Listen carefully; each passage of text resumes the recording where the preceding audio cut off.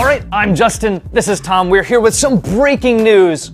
Oh, yeah, well, it's not. I guess it's not really breaking.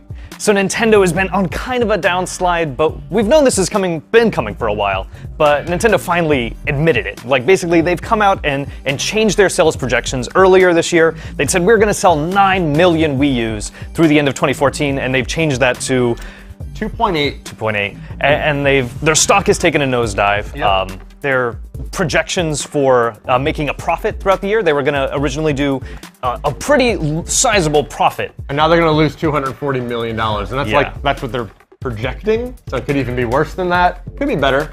So not altogether a great news story, but we did just come off of some NPD numbers where the 3DS was the top-selling console for both December and all of 2013. So like a lot of people are just calling this complete doom and gloom that Nintendo should just fold under, that they should be a Sega and that they should start selling off their properties willy-nilly. But I think that's absolutely ridiculous. I mean, the 3DS is still the top-selling console. It beat out the 360, the PS3, the Xbox One, and the PS4. Yes, the 3DS sold well, but it didn't have real competition outside of the Vita and the Wii U, basically, as far as a full system in its prime for a year.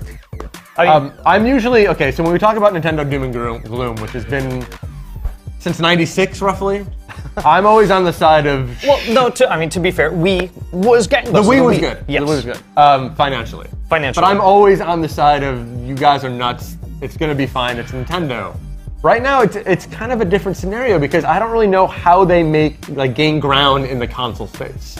I think they've just been completely confusing the marketplace as far as what the Wii U is. Well, they don't have games is the problem, because Nintendo since '96 has been, we're gonna do this alone, and I guess we'll have one or two third parties. That's been their MO since the N64. Well, and it was gonna change. The Wii U was gonna have all these great third party titles, and then that kind of backed off. I know, and it's like Nintendo makes great games. So every few months you get something like Mario, which is incredible, and that can't really compete with the PS4, which has all the indie games and it has the first-party studios and the third-party support.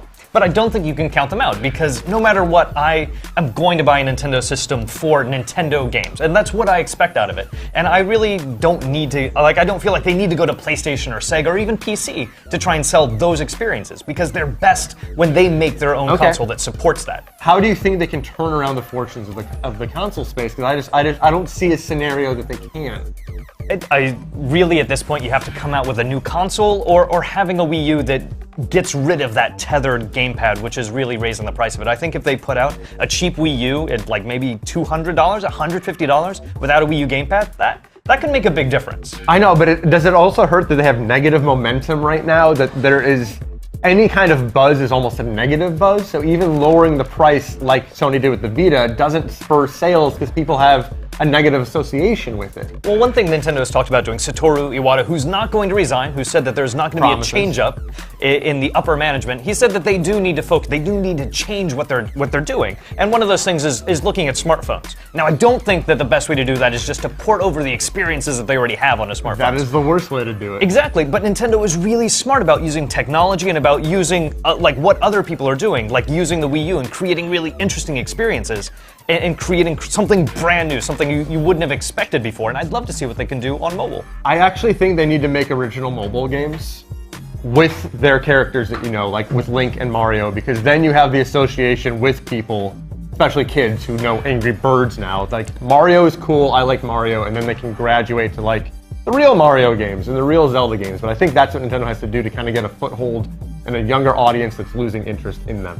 Yeah, and I mean, this is definitely bad news all around for Nintendo. Their stock has taken a dive. It's bad news for everyone. It's not just Nintendo, because we need them in this space, because they are like a games company first and foremost.